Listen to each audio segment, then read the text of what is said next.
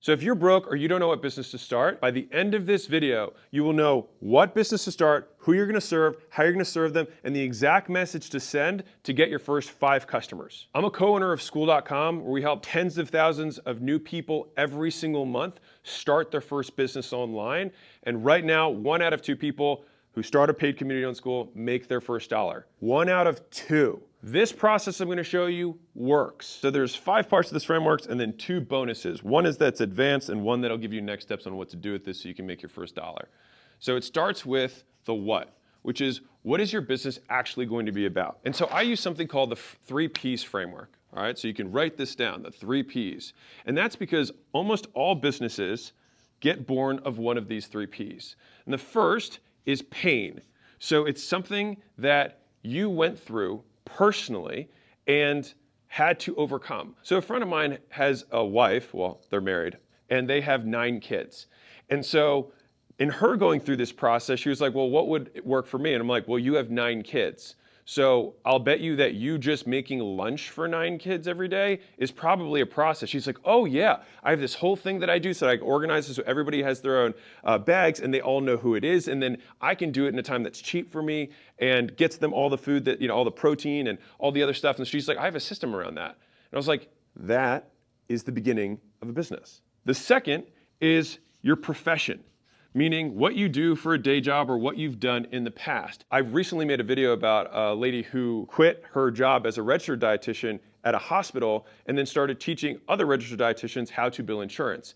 And the reason that she learned how to do that was at the hospital, she had to work 6 days a week and work 12 plus hours per day as an RD. And so she only had 1 day a week that she could bill her personal clients on the side. And so she had to figure out this really complex billing system and how to do it really quickly. And so she took something that she learned from her profession and made a business around something really, really narrow. And so a lot of people think that it's got to be this big, crazy thing. If you solve one very specific problem for somebody, that is a business. And you might think, oh, well, how am I going to get a huge following from all that?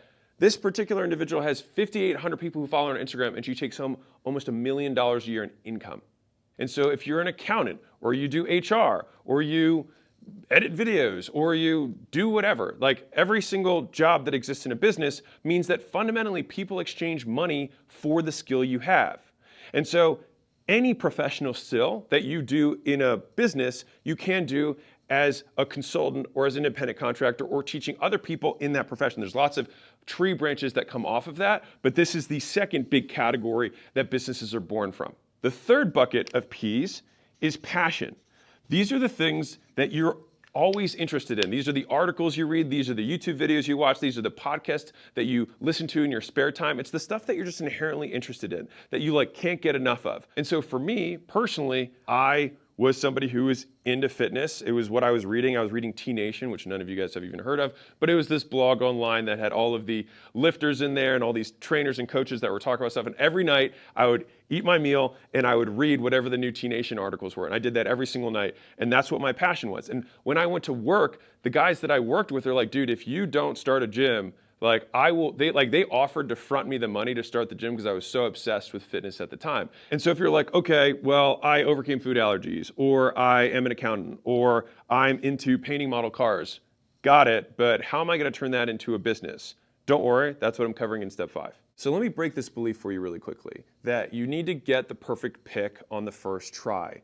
The reason this isn't accurate is that it assumes that you, with zero context, having not talked to customers and gotten zero feedback, are going to pick it right. The reality of it is that picking anything is the first step because that begins the iteration process of feedback so that you can get it right. So the 5-step process I'm going to walk you through is going to get you to your best bad idea as fast as possible. And the reason we say best bad idea is that we want to get it out there so that we can make it less wrong over time. And if you keep making a bad idea less wrong, eventually it becomes a good idea. And then people say, how did you pick that right on the first shot? And you will smile and know that that's not actually how it worked. So great. If you have your first P, you say, I know what pain it is or what profession or what passion. Now we move on to step 2, which is the who.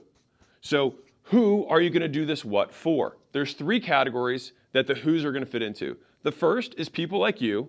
The second is people that you've helped before.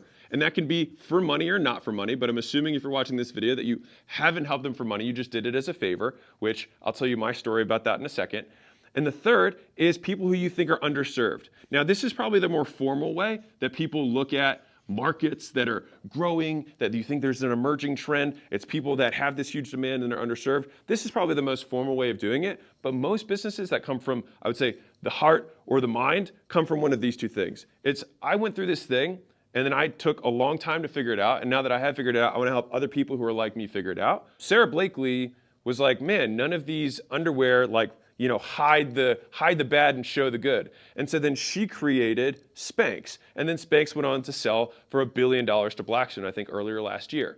And so you can absolutely build a massive business just trying to solve a very personal problem to yourself. Differently, Zuck started in his dorm room to make some sort of platform for horny college kids that eventually would become Facebook. Or for me specifically, the reason I made my first dollar, the first actual dollar that I ever made, was there was a lady at the gym and she came to me and said, hey, can you help me with my food? And it was just because I looked in shape. And I was like, sure. And I didn't know her super well. And so we met at a pizza shop, ironically. And so she asked me to talk to her about her food. And so I just asked her what she was buying for her groceries and gave her a couple of recipes that I did to increase her protein intake. And at the end of me sitting at that pizza parlor with her for an hour and a half, she just took out her purse and wrote on a check $100 and she handed it to me. I didn't sell her. I didn't say a price. She just handed me $100 for the amount of help that I'd given her. And it was really weird because we walked out of the pizza parlor and then she got in her car and I opened up the check again and I was like, holy shit, I could get paid to do this? And it was this huge moment for me.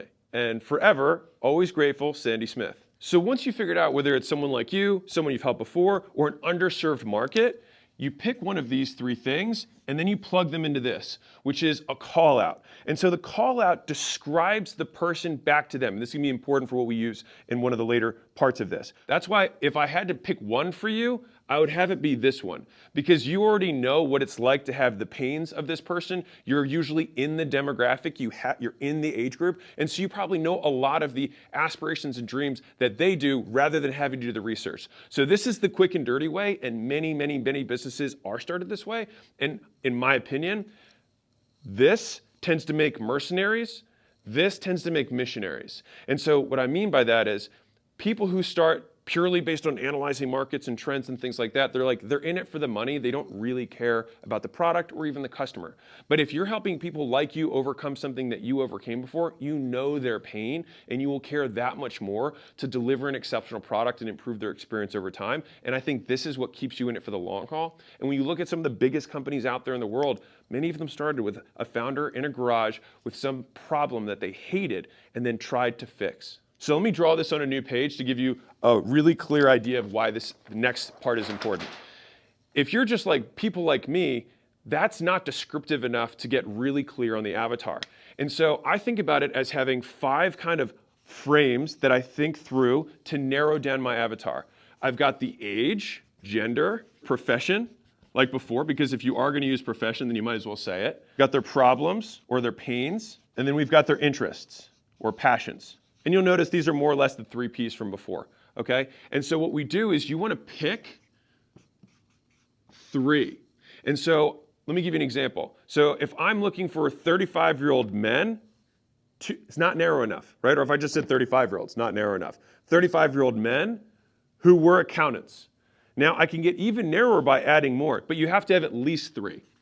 You want to do 3 or more. So 35-year-old male accountants who are bored at their jobs, right? Great, well that's a pretty clear avatar. If I say that and there's a room full of 35-year-old male accountants who are bored at their jobs, and that was in the other room, that other room should light you up. So think about it this way from a visual perspective. If you could fill a room with just a certain type of person that you'd get excited to go in there and help them, what does that room of people look like? What are they interested in? What are the problems they're suffering from? What's their job? Now, you could do the same thing and not have the profession, but I'll give you an example. So if I said 35-year-old or 45-year-old women who are struggling to move up in the workplace, okay, that's at least 3.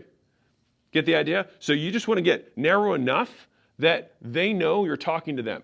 Let me break a second belief for you, that if you get really narrow, it means you're not going to be able to make as much money because you don't have as many people to sell to.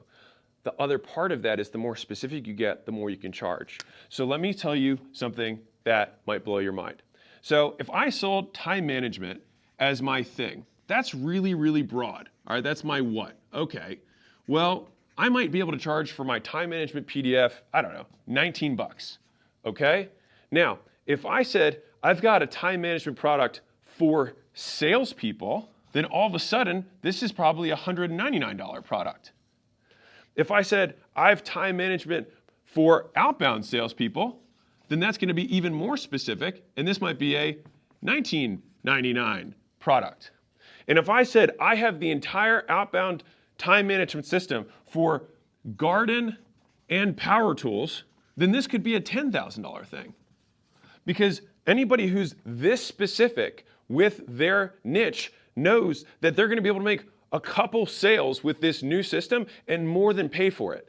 And so as you get more specific with your prospect, you can get more premium with your price. And if you're the best at time management for outbound sales rep that do garden and power tools, how many competitors are you going against?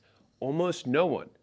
And so you're selling in a total blue ocean where it's just you with a life raft, and all of them are in there in the pool around you struggling. And then when you have your life raft and you're the only boat in town, they've got to pay whatever you want in order to scoop them out of the water. If you're enjoying this process, I run something called the Skool Games. So you can go to skool.com/games. You can start for free. I'll help you build your first business by taking you through frameworks like this and many others, and give you the platform to do it to make your first dollar. Right now, more than 1 out of 2 people who start the Skool Games with a paid community make their first dollar online. Very proud of it. So if you like that, go check it out. You can start for free. So that's step 2, that's the who. Now we go to the how. And there's 2 parts to the how, so let's cover those now.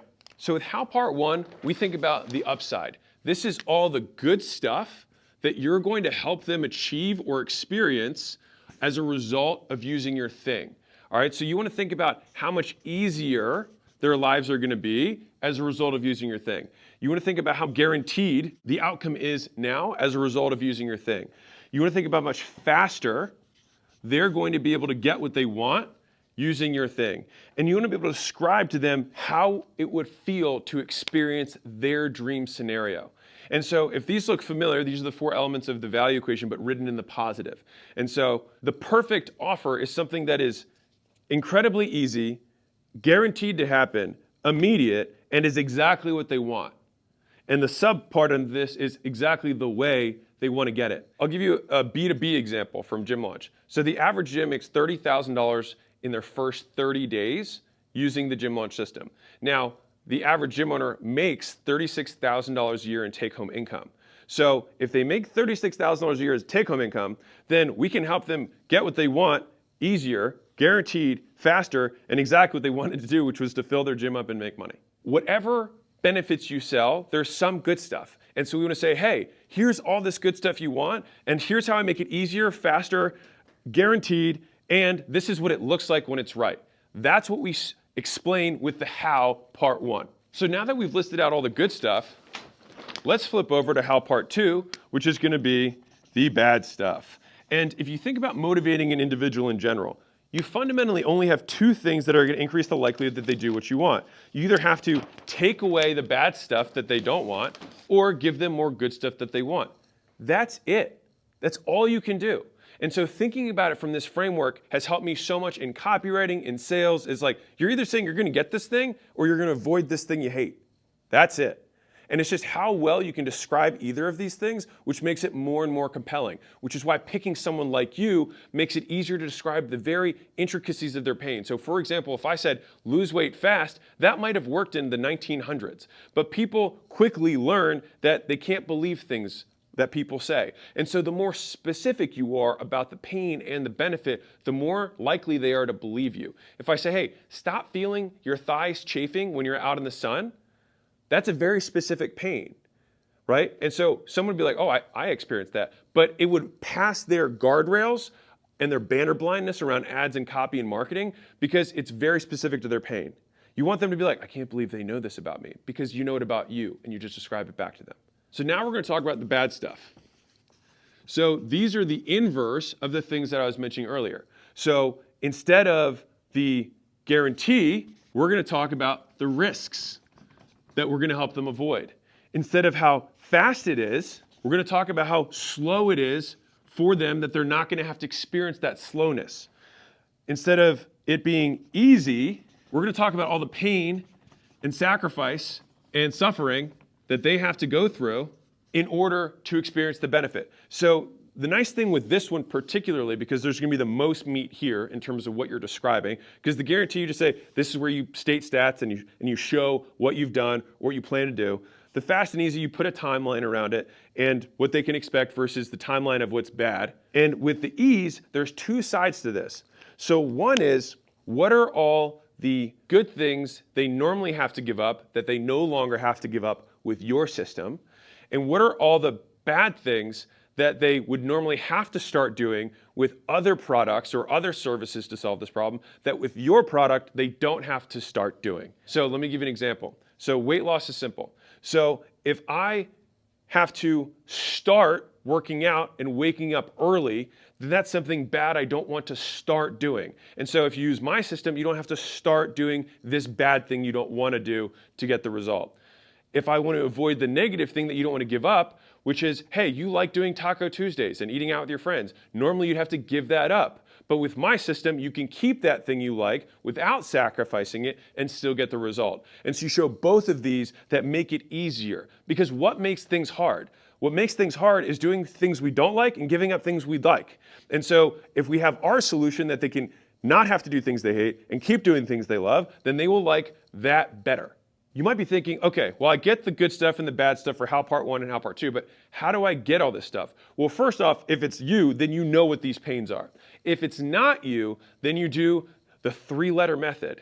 You ready for it?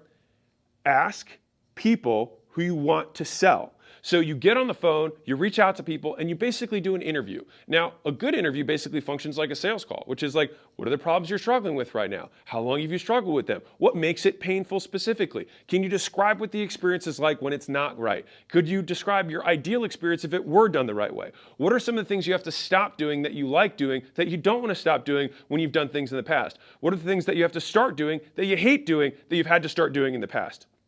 In either of those scenarios, in all of those scenarios, you're learning more about the customer, you're learning about their dreams and aspirations, but the pains that they've experienced along the way. And the culmination of all of those answers become how part 1 and how part 2. The good stuff you're going to help them get, and the bad stuff you're going to help them avoid. And if you're still wondering, how am I going to make money from all this stuff? Don't worry, we're going to get there right now. Step 5, putting it all together. Combine. So this is the Mr. Miyagi moment in Karate Kid, where you've been waxing on and waxing off this entire time so you can get to the moment where you can finally get your car. So we're going to do a Mosey Money Mad Lib. We're going to drop everything in. So I help who, which we got from step 2, which is the combination of what the big thing's about and then narrowing it down through step 1 and step 2. I help who, 35-year-old male accountants, get a new income stream, whatever the good thing that they want is, right, which is how part 1, without how part 2, the bad stuff, through, and this is going to be the bonus that I'm going to cover in a second, all right, which is something called a unique mechanism, all right? So I'll cover that in a moment. But fundamentally, you could ignore this last part, and this is the basic version of it, and this is the more advanced one once you get some reps. And the reason I'm going to explain that one in a second is because if you haven't done it yet, you don't have a unique process. And so if you're just starting out, this is me meeting you where you're at, I help who get good stuff without bad stuff. I help 45-year-old women who just had kids get into high school, get back into their high school genes without giving up time with their family. I help nonfiction business authors get on the Wall Street Journal bestseller list without looking cringe. And listen, it doesn't have to be, like, you don't have to perfectly do this every time. I could just say, I help young guys starting school for the first time pick their community under 30 minutes. Like, it's just, if you can nail them, then the person's like, shoot, that's me. Right? The more you add these pieces in, they're like, that's exactly what I'm struggling with. This is exactly what I want. And then the unique mechanism makes it nice and sexy. So now that we hit the bonus, let's go to the bonus section. So the bonus, number 1, is going to be something called the unique mechanism. All right. Now, the reason I wanted to combine it before the unique mechanism is that if you are starting out, you might not have a unique process yet. All right. But the unique mechanism is something that differentiates your solution from other people's. So if there's 2 people in your market, or 10 or 100 people in your market, one, you could probably go narrower on your who and the problem you're trying to help them solve. But let's assume that you did that and there's still 10 people that all help 35-year-old male accountants, watch Friends reruns because that's your passion without feeling the judgment of other people because you have a cool streaming platform or access between all these other ones that allow them to do it for free. Whatever, okay? So let's say that that's your niche and there's 10 other people who are serving them. What you want to have is some unique mechanism. And this is not a new marketing concept. You want to have some sexiness or some special sauce that makes the prospect think, oh, I'm going to push all of my hopes and dreams into this process. Like if I had only had this special sexy thing, I was 6 inches away from gold, and then I just needed this thing to get me over the hump. And the point is that that's what they should feel like. Oh, if I just had this thing all along, I would have already been successful. So it's like you have this secret that you can help them be successful with, and the proof is in the pudding. And so even if you think about this YouTube video as a product, if you wanted to, the unique mechanism is the 5-step process or the 5-step niche narrowing, the niche narrowing nunchuck, right? Because it's a fucking whacks it on the head. So let me explain how this works. Is that you're going to either have a list or steps that someone has to follow to achieve a result. Fundamentally, that's what it is. You're either going to say you have to do all these things, so just think a checklist, like once you have done all 4 of these things, you'll achieve the outcome, or you have to follow this in sequence. You have to do 1, and then you have to do 2, and then you have to do 3, and then 4. The difference here is that these don't have to be in order. You just have to do them all. Here, you have to do them in a specific sequence. But either way, you're going to have a list or a step or series of steps that someone's going to follow, and then all you do is that you wrap this whole thing and then you name it. Because this becomes your proprietary process. And that proprietary process becomes your unique mechanism. If you've heard me talk about content, we have promise, proof, plan. And so it's, hey, I'm going to help you pick your niche by the end of this video. Proof is that I've helped tens of thousands of people do this on Skool, so we're pretty good at it.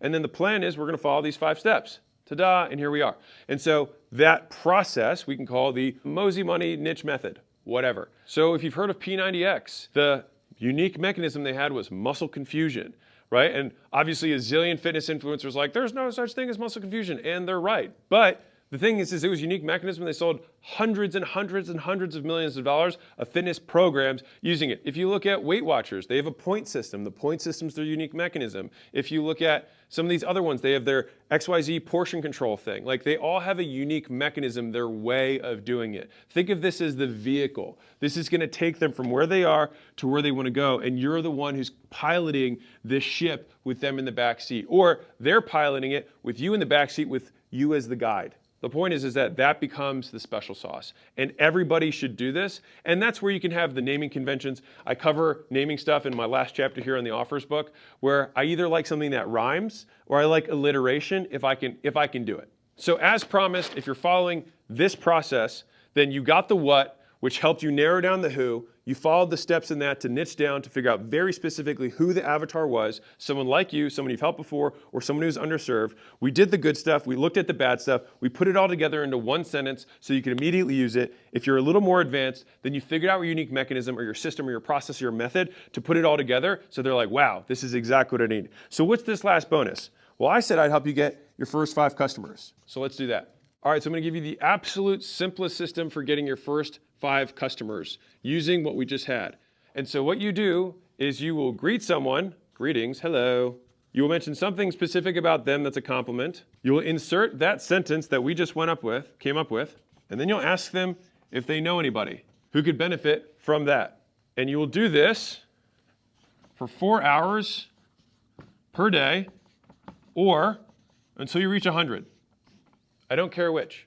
You can do 4 hours a day or until you reach 100. And if you do this every day and you make this process what you reach out to people, you will get 5 customers. I outline this entire process inside of the Leads book in the first chapter called Warm Outreach to help you get your first 5 customers. And if you'd like me to help you lead along and you want to do it via community, you can go to skool.com/games.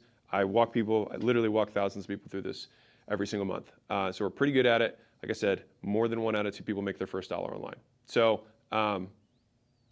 check it out.